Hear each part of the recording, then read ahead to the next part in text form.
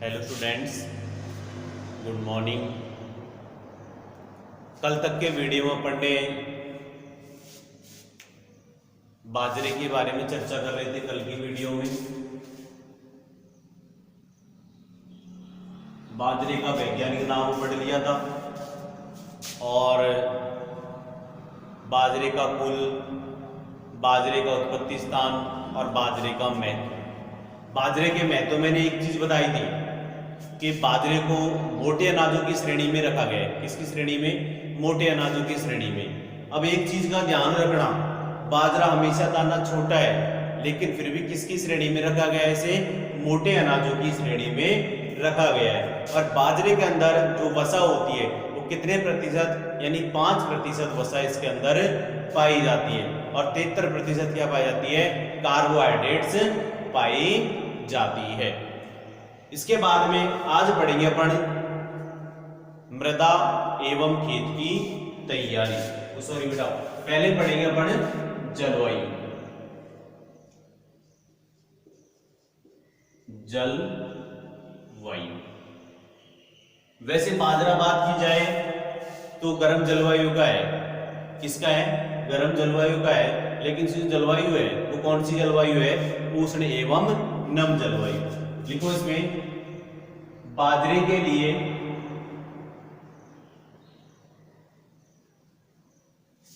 उष्ण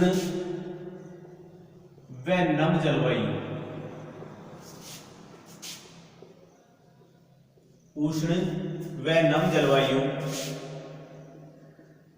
सर्वोत्तम मानी जाती है। उष्ण व नम जलवायु सर्वोत्तम मानी जाती है। कौन सी जलवायु? उष्ण एवं नम जलवायु। इसके बाद में पढ़ेंगे अपन क्या नाम से? जलवायु के बाद में पढ़ेंगे मृदा एवं खेत की तैयारी। क्या पढ़ेंगे बेटा? मृदा एवं खेत की तैयारी। बाजरे के लिए कौन सी मृदा चाहिए? दोमट या बलुई दोमट। और खेत की तैयारी क्या करेंगे? 1 जुताई मिट्टी पलटने वाले हल से, 2 या 3 जुताई हैरो या कल्टीवेटर से कर देनी चाहिए। यदि भूमिगत कीड़े वगैरह लग रहे हो तो उसमें कार्बोफ्यूरॉन 12 किलोग्राम प्रति हेक्टेयर की दर से क्या कर देना चाहिए? प्रयोग कर देना चाहिए। लिखो,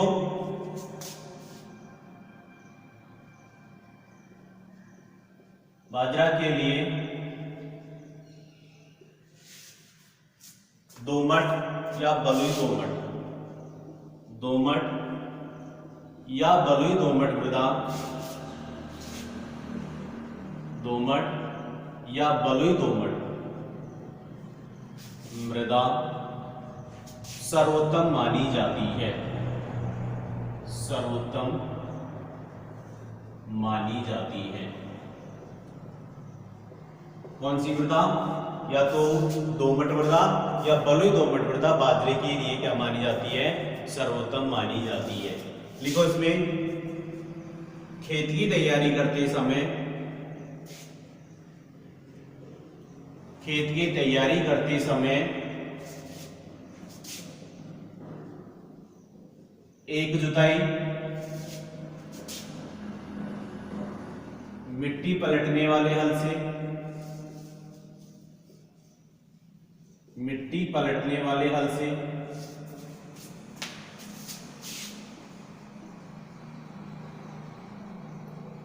2 या 3 जुताई,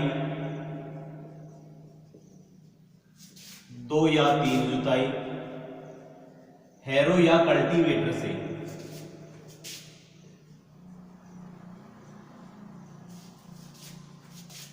कर देनी चाहिए, कर देनी चाहिए। और अंतिम जुताई के साथ, और अंतिम जुताई के साथ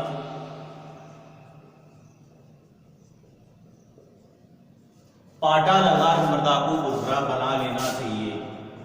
पाटा लगाकर मृदा को भुरभुरा बना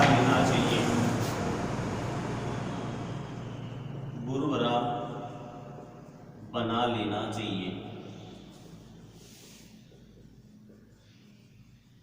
ये लो जी, ये हो गई मृदा एवं खेत की तैयारी। क्या हो गई? यानी बाजरे के लिए कौन सी मृदा चाहिए? बलुई दोमट मृदा चाहिए। कौन सी मृदा चाहिए बेटा? बलुई दोमट मृदा चाहिए। और खेत की तैयारी करते समय एक जुताई मिट्टी पलटने वाले हल से, 2 या 3 जुताई हैरो या कल्टीवेटर से कर देनी चाहिए। और अंतिम जुताई के साथ पाटा लगा के मृदा को क्या बना देना चाहिए? उर्वरा बना देना चाहिए। अब पढ़ेंगे क्या नाम से? उन्नतशील किस्में, यानी इनकी वैरायटी। क्या पढ़ेंगे? वैरायटी।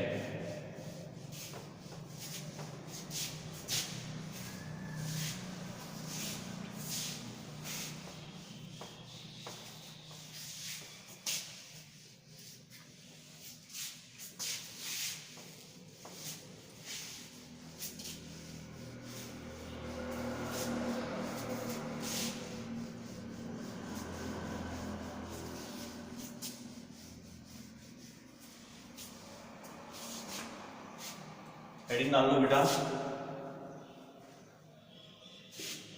उन्नत किस्में।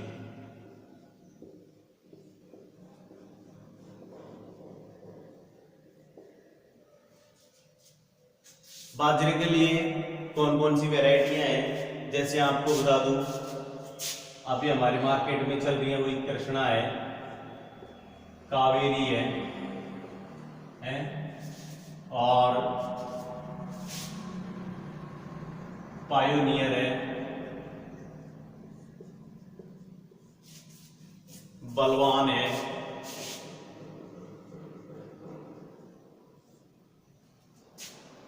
कृष्णा, कावेरी, पायोनियर, बलवान। और पायोनियर में बहुत सारी वैरायटी आती है, जैसे HH और बताऊं HHB 67 है, 60 है,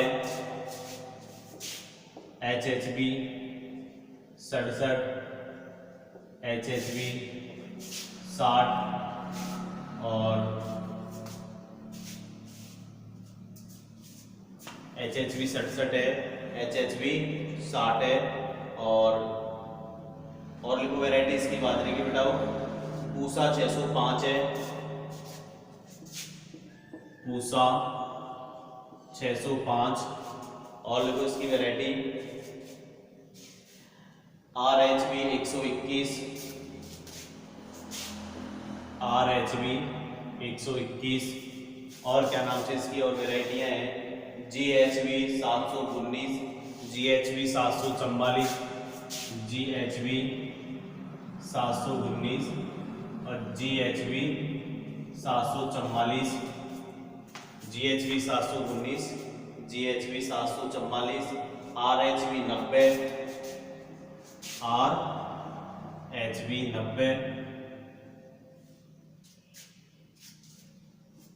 एक लिख लो पायोनियर 86M88।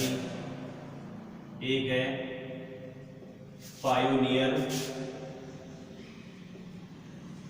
86M89। ये सारी क्या वैरायटियाँ हैं इसकी?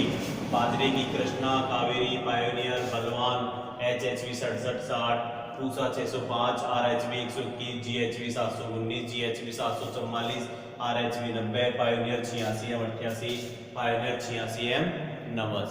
ये सारी क्या है? अब लिख लो। उन्नत किस्मों के बाद में पढ़ेंगे बेटा अपन क्या नाम से? बीज दर। क्या पढ़ेंगे बेटा? वो बीज दर, बीज दर एवं बीजोपचार। नीचे डाल लो बीज दर एवं बीजोपचार। बाजरे के लिए प्रति हेक्टेयर कितने किलोग्राम बीज की आवश्यकता होती है? 4 किलोग्राम बीज की आवश्यकता होती है। कितने बेटा? 4 किलोग्राम बीज की आवश्यकता होती है। कितने किलोग्राम बीज की? 4 से 5 किलोग्राम बीज की आवश्यकता होती है। लिखो बाजरे के लिए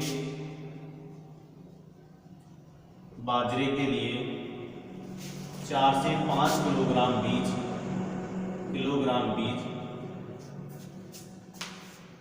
प्रति हेक्टेयर पर्याप्त होता है। कितना बीज बेटा? 4 से 5 किलोग्राम बीज बाजरे का प्रति हेक्टेयर क्या रहता है? पर्याप्त रहता है। हरे चारे के लिए 10 से 12 किलोग्राम बीज लिखो। हरे चारे के लिए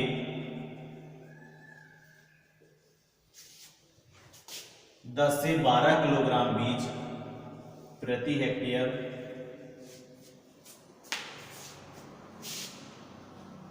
पर्याप्त होता है। प्रति हेक्टेयर पर्याप्त होता है। बाजरे के यदि दाने के लिए करेंगे तो 4 से 5, यदि हरे चारे के लिए करेंगे तो 10 से 12 किलोग्राम बीज प्रति हेक्टेयर क्या होता है? पर्याप्त होता है। अब लिखो बीजों की बुआई करने से पूर्व, ऊपर लिख दो बेटा, यानी बीजों की बुआई करने से पूर्व इनको 20% नमक के घोल से क्या किया जाता है? उपचारित किया जाता है।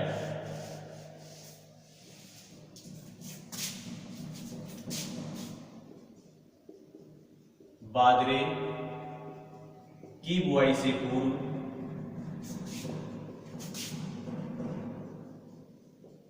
बीजों को 20% नमक के घोल में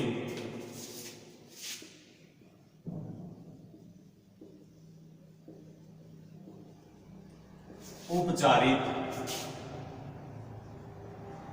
किया जाता है। बाजरे की बुआई से पूर्व बीजों को 20% नमक के घोल में क्या किया जाता है? उपचारित किया जाता है। अब पढ़ेंगे बुआई का समय एवं विधि। क्या पढ़ेंगे बेटा? बुआई का समय एवं विधि। बाजरे की बुआई वैसे मध्य जुलाई में कर दी जाती है। जो मिड जुलाई होता है 15 जुलाई के या प्रथम सप्ताह तक, यानी मिड जून से लेके जुलाई के प्रथम सप्ताह तक क्या कर देनी चाहिए? बुआई कर देनी चाहिए। देखो पॉइंट डाल लो। बुआई का समय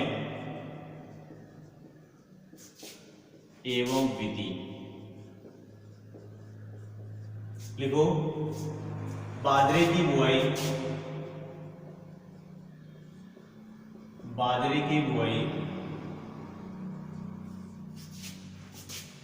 मध्य जून से जुलाई के प्रथम सप्ताह तक बुआई। बाजरे की बुआई मध्य जून से जुलाई के प्रथम सप्ताह तक कर दी जाती है। प्रथम सप्ताह तक कर दी जाती है।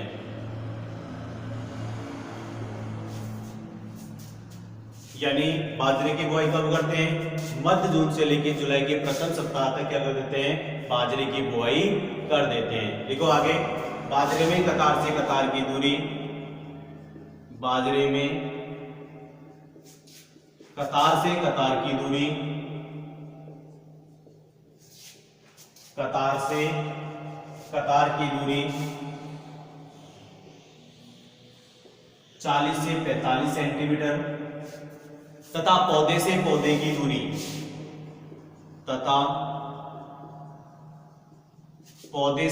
की दूरी 10 से 15 सेंटीमीटर रखी जाती है।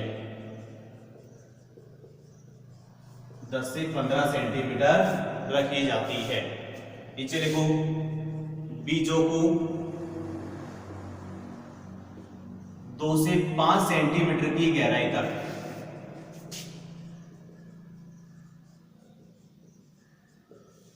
बोया जाता है। बीजों कितनी गहराई पे बोया जाता है बेटा? 2 से 5 सेंटीमीटर की गहराई तक बोया जाता है। यानी बीजों की बुआई का समय क्या है? मध्य जून से क्या कर देंगे? जुलाई के प्रथम सप्ताह तक कर दी जाती है तथा बाजरे में कतार से कतार की दूरी क्या है 40 से 45 सेंटीमीटर है और पौधे से जो पौधे की दूरी है वो क्या है 10 से 15 सेंटीमीटर है तथा इसमें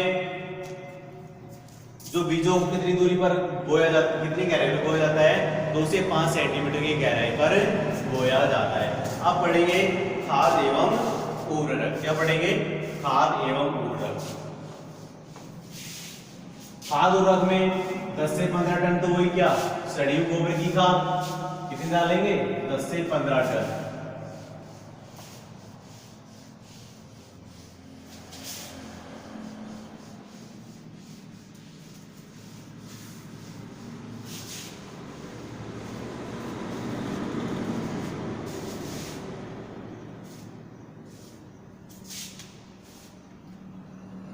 देखो अब खाद एवं उर्वरक लिखो। इसमें बाजरे में 10 से 15 टन सड़ी हुई गोबर की खाद, सड़ी हुई गोबर की खाद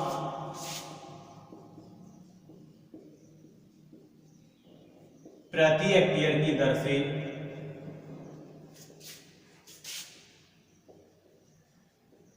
दे देनी चाहिए, प्रति हेक्टेयर की दर से देनी चाहिए। सिंचित क्षेत्रों में, सिंचित क्षेत्रों में जहां कहने का मतलब सिंचित एरिया है, जहां पानी का एरिया है, यानी सिंचित क्षेत्रों में बुआई के समय, सिंचित क्षेत्रों में बुआई के समय 30 किलोग्राम नाइट्रोजन, कितनी किलोग्राम बेटा 30 किलोग्राम नाइट्रोजन, 40 किलोग्राम फास्फोरस तथा 25 किलोग्राम पोटास प्रति हेक्टेयर की दर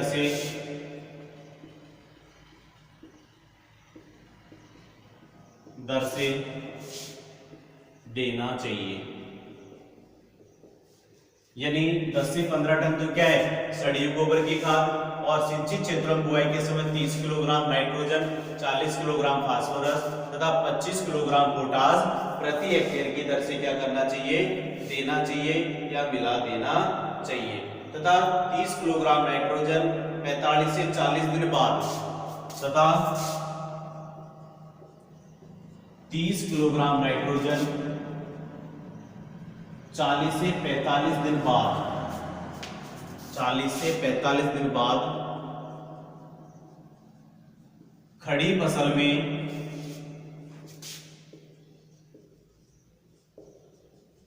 समान रूप से छिटक देना चाहिए, समान रूप से छिटक देना चाहिए।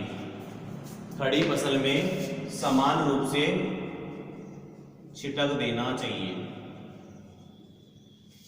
यानी खाद उर्वरक क्या हो गया 10 से 15 टन तो क्या है सड़ी गोबर की खाद है और क्या नाम से प्रति हेक्टेयर दे रही है। सिंचित क्षेत्रों में बुआई के समय 30 किलोग्राम तो नाइट्रोजन, 40 किलोग्राम फास्फोरस तथा 25 किलोग्राम पोटास प्रति हेक्टेयर दर से देना चाहिए तथा 30 किलो नाइट्रोजन तथा 30 किलो नाइट्रोजन 40 से 45 दिन बाद खड़ी फसल में समान रूप से क्या कर देना चाहिए दे देना चाहिए।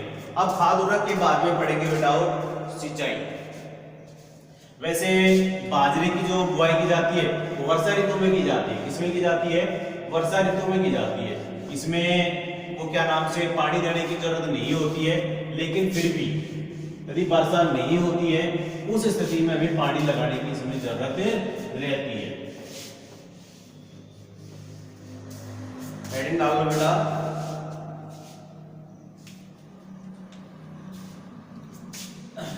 सिंचाई। सिंचाई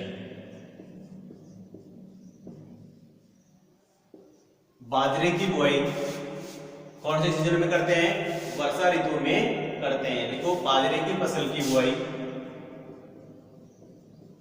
बाजरे की फसल की बुआई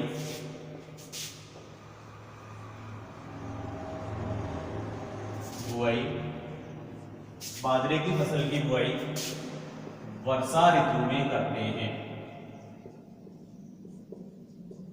वर्षा ऋतु में करते हैं। अरे जब वर्षा ऋतु में अपन बाजरे की बुआई करते हैं तो क्या नाम से पानी की कमी तो होनी नहीं चाहिए, लेकिन कभी कभार क्या होता है, यदि वर्षा न हो तो, यदि वर्षा न हो तो सिंचाई की आवश्यकता पड़ती है। सिंचाई की आवश्यकता पड़ती है।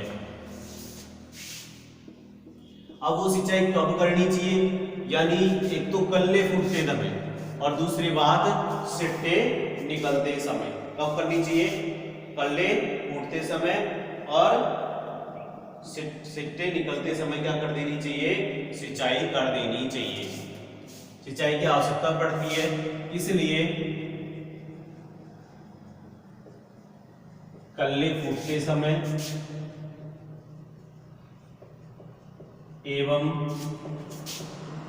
सिट्टे निकलते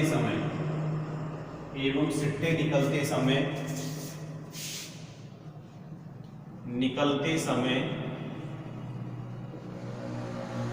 इसलिए कल्ले फूटते समय और सिट्टे निकलते समय सिंचाई कर देनी चाहिए। सिंचाई कर देनी चाहिए। ये इस फसल की क्रिटिकल स्टेज है, क्रांतिक अवस्थाएं मानी जाती हैं। एक तो कल्ले फूटते समय और एक सिट्टे निकलते समय। आप पढ़ेंगे बेटा निराई गुड़ाई। क्या पढ़ेंगे, निराई गुड़ाई। वैसे बाजरे की निराई गुड़ाई अपन जब बुआई करते हैं उसके 20 से 25 दिन बाद अपन क्या कर देते हैं, उसमें पहले निराई गुड़ाई कर देते हैं। और जहां पे निराई गुड़ाई कर पाना संभव नहीं होता है, यानी लगातार बारिश हो रही है, उस स्थिति में क्या करते हैं, एक एट्राजिन नामक की दवा आती है। क्या आती है बेटा, एट्राजिन नाम की दवा आती है। क्या आती है, एट्राजिन नाम की दवा आती है। ये इसकी 500 ग्राम मात्रा 600 लीटर पानी में घोलकर प्रति हेक्टेयर की दर से क्या कर देना चाहिए, छिड़काव कर देना चाहिए। देखो निराई गुड़ाई, निराई गुड़ाई लिखो। इसमें बाजरे की बुआई के कितने दिन बाद बेटा, 20 से 25 दिन बाद। कितने दिन बाद, 20 से 25 दिन। बाजरे की बुआई के 20 से 25 दिन बाद, 20 से 25 दिन बाद निराई गुड़ाई करके खरपतवारों को निकाल देना चाहिए। खरपतवारों को निकाल देना चाहिए। क्या करना चाहिए, खरपतवारों को निकाल देना चाहिए। यानी जहां पे निराई गुड़ाई कर पाना संभव नहीं होता है, उस स्थिति में क्या करते हैं बेटा, एक एट्राजिन नाम की दवा आती है। कौन सी दवा आती है, एट्राजिन नाम की क्या आती है, एक दवा आती है। क्या आती है बेटा, एट्राजिन नाम की एक दवा आती है, जो क्या नाम से कितने लीटर पानी में घोलते हैं, 600 लीटर पानी में घोलते हैं। लिखो नीचे, रासायनिक खरपतवार नियंत्रण के लिए, ऊपर लिखता हूं बेटा, आएगा नहीं है नीचे।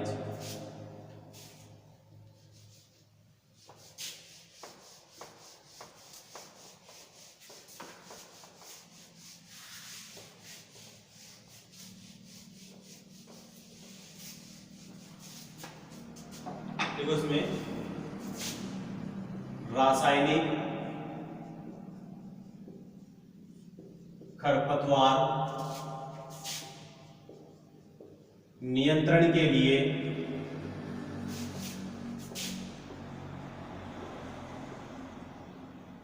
एट्राजिन 500 ग्राम 600 लीटर पानी में घोलकर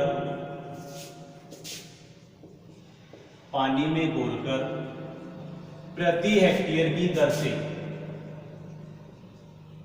प्रति हेक्टेयर की दर से गोल बनाकर छिड़काव कर देना चाहिए। गोल बनाकर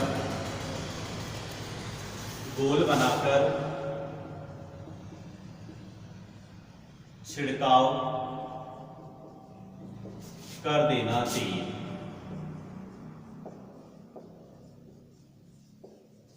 यानी रासायनिक खरपतवार के नियंत्रण के लिए क्या करेंगे, जो एट्राजीन है वो कितना 500 ग्राम 600 लीटर पानी में घोल के प्रति हेक्टेयर की दर से क्या करेंगे, घोल बनाकर क्या कर देंगे बेटा, छिड़काव कर देंगे। अब पढ़ेंगे निराई गुड़ाई के बाद में पादप संरक्षण। क्या पढ़ेंगे, पादप संरक्षण।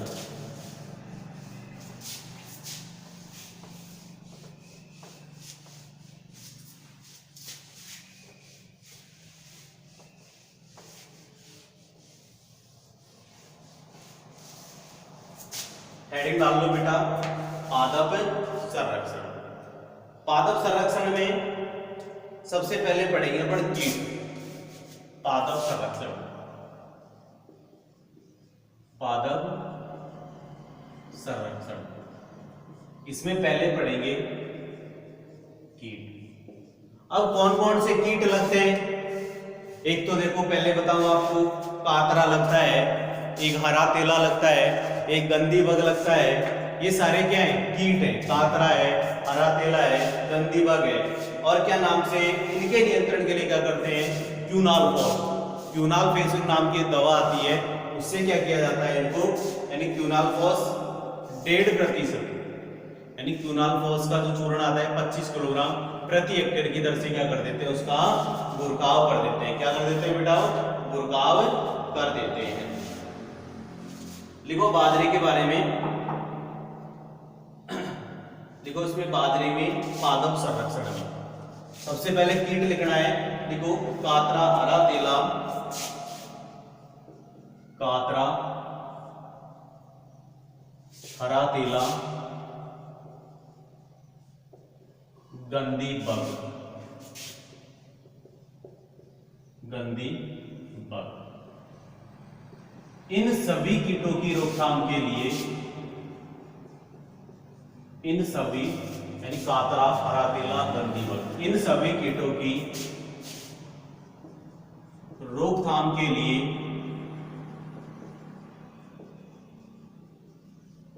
किसके लिए, रोकथाम के लिए, इन यानी कौन कौन सा, कातरा है, हरा तेला है, गंदी बग है, इन कीटों की रोकथाम के लिए क्या करेंगे, क्यूनालफॉस नाम की दवा आती है। क्या आती है बेटा, क्यूनालफॉस।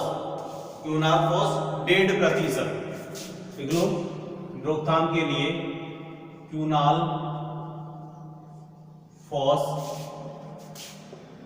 1.5% का चूर्ण 25 किलोग्राम प्रति हेक्टेयर की दर से,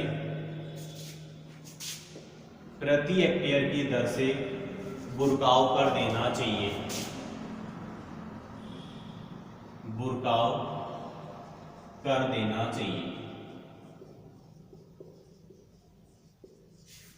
यानी इन कीटों की रोकथाम के लिए क्यूनालफॉस नाम की एक दवा आती है, उसमें 1.5% का चूर्ण, कितने प्रतिशत का, 1.5% का चूर्ण 25 किलोग्राम प्रति हेक्टेयर की दर से क्या कर देना चाहिए, हमें बुरकाव कर देना चाहिए। क्या कर देना चाहिए बेटा, बुरकाव कर देना चाहिए। अब पढ़ेंगे अपन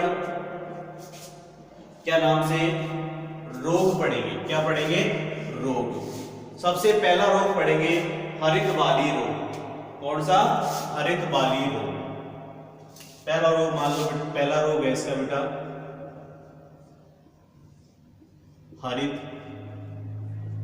बाली रोग। इसे जोगिया भी बोलते हैं। क्या बोलते हैं, जोगिया।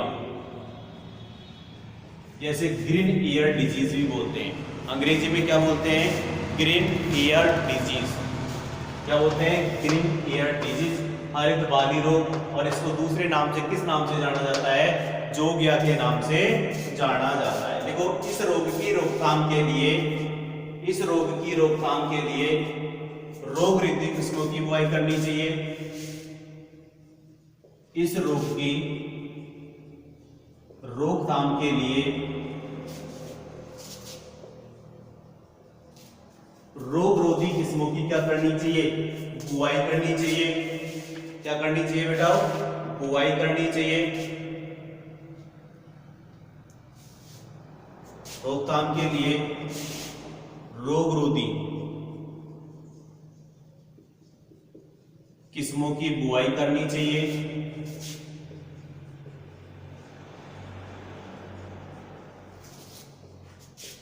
रोगरोधी किस्मों की क्या करनी चाहिए? बुआई करनी चाहिए। तथा यानी यदि ये रोग लग जाता है तो हमको पता है कि रोग लगता है, तो इसके लिए क्या करेंगे? इसकी रोकथाम के लिए रोगरोधी किस्मों की क्या करेंगे? बुआई कर देंगे। और रोग ग्रसित हो तो फसल की बुआई के 21 दिन बाद और